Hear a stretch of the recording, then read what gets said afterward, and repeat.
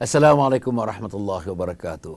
Para penonton yang hormati sekalian, sekali lagi selamat berpuasa, selamat berbuka, selamat bersahur, selamat berterawih, selamat bertadarus, selamat bersama isteri, selamat berapa anak-anak, selamat mendapatkan fadilat daripada Allah Subhanahu wa taala, selamat mendapatkan keberkatan daripada Allah dan selamat mendapatkan sayang, kasih, kemesraan dan kecintaan Allah Subhanahu wa taala dalam bulan Ramadan yang penuh dengan barakah ini. Para penonton yang hormati sekalian, kali ini saya bertemu lagi dengan tuan-tuan dan perempuan membawa satu lagi tajuk. Tajuk besarnya ialah ilmu dalam Islam. Itu ingat tu.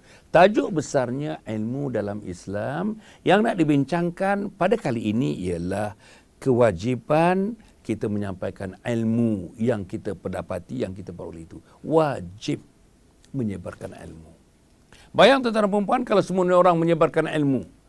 Yang kecil menyebarkan, yang besar menyebarkan, yang tua menyebarkan, yang warga emas menyebarkan.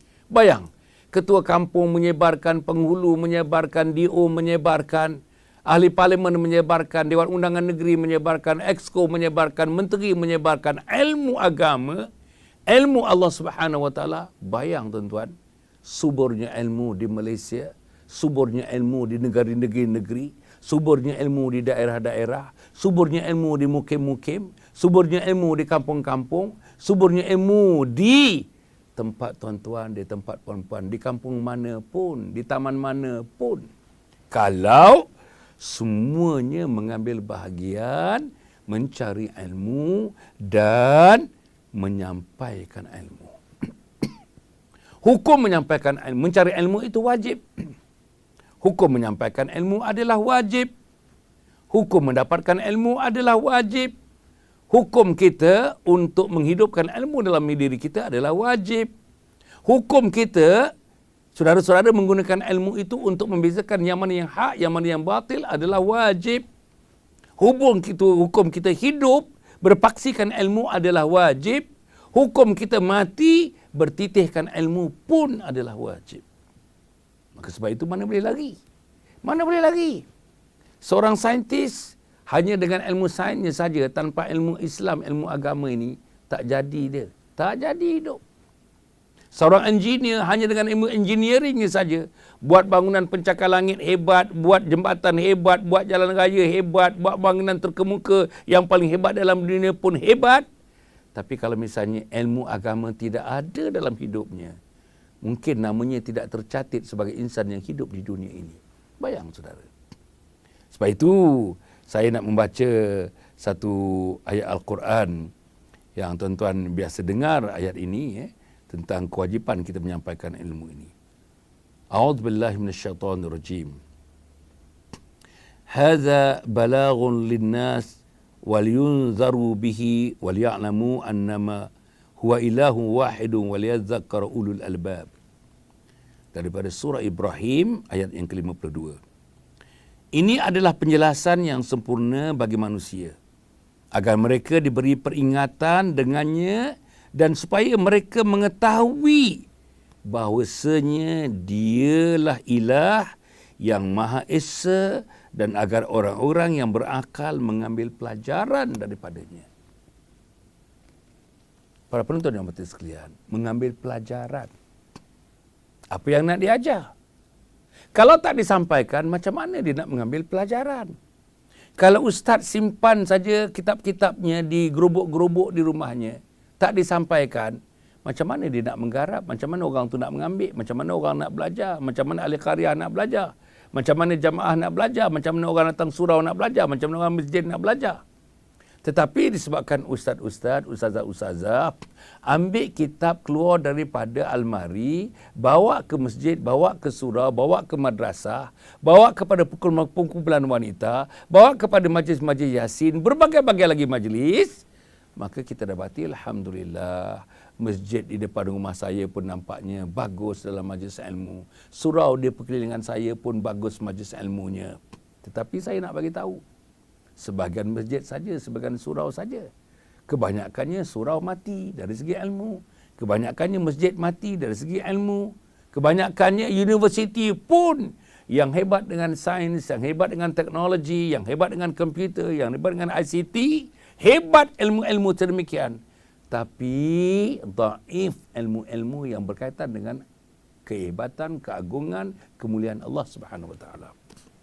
Persoalannya, bagaimana kita nak bertemu dengan Allah Subhanahu wa taala dalam keadaan lopsided itu. Dalam keadaan yang kita sebenarnya tidak memberikan, kata orang, kedudukan yang sepatutnya kepada ilmu yang namanya ilmu-ilmu Islam. Kita boleh menabik dada, aku profesor. Ya, profesor apa? Betul profesor fiziks, betul profesor biologi, betul berprofesor mengenai hal getah, betul profesor mengenai hal polimer, betul profesor mengenai hal perubatan, betul profesor mengenai hal pembinaan jambatan. Tetapi profesor tauhid, profesor usul fiqh, profesor Al-Quran, profesor hadis, profesor dakwah, profesor kenabian dan kerasulan, profesor sirah. Di mana mereka? Berapa orang? Sebab itu, di sisi Allah Subhanahu wa taala, profesor dalam bidang metallurgi, bidang besi misalnya, seperti besi itu jugalah keprofesarannya dari segi ilmu tauhidnya, dari segi ilmu kebesaran kejadian Allah Subhanahu wa taala. Inilah gabungan yang penting, inilah gabungan yang perlu ada. Dan saya nak sebutkan satu hadis yang diriwayatkan dari Abdullah bin Umar radhiyallahu anhu, Rasulullah sallallahu alaihi wasallam bersabda, "Balighu anni walau ayah." Sampaikanlah dariku walaupun satu ayat. Sampaikanlah dariku, kata Rasulullah, walaupun satu ayat. Persoalannya para penonton yang mati sekalian, macam mana kita nak sampaikan kalau kita tak ada ilmu? Macam mana kita nak sampaikan? Kita becok bercakap, bijak bercakap, petah bercakap yang bukan-bukan. Petah bercakap yang tak ada kaitannya dengan kehidupan. Petah bercakap mengutuk orang lain. Petah bercakap ada kopi di depan kita, ada Milo di depan kita, ada teh di depan kita, ada kawan-kawan yang menggalakkan kita bercakap benda-benda yang tak relevan dalam kehidupan kita. Tapi berapa orang menyebarkan keagungan Allah, kebesaran Allah, menyebarkan Al-Quran, menyebarkan isi Al-Quran. Berapa orang membawa manusia tunduk kepada Allah, rukuk dan sujud menyembah Allah. Berapa orang membawa manusia menangis memikirkan keagungan Allah, kekerdilannya dalam kehidupan ini. Ditakuti bila bertemu dengan Allah nanti lagi kerdil. Sekerdilnya semut hitam yang kecil meniti satu kayu-kayu hitam di malam gelam yang pekat. Lebih kerdil daripada itu.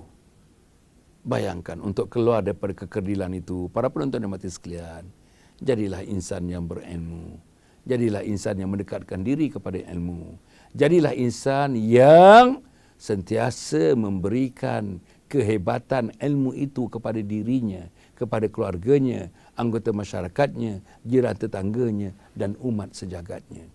Akhirnya para penonton yang dirahmati sekalian, marilah kita bersama-sama dengan izin Allah Subhanahu wa taala, dengan Allah berikan kita sedikit ruang dan masa, sedikit kesihatan yang diberikan kepada kita dalam bulan Ramadan yang penuh dengan barakah ini.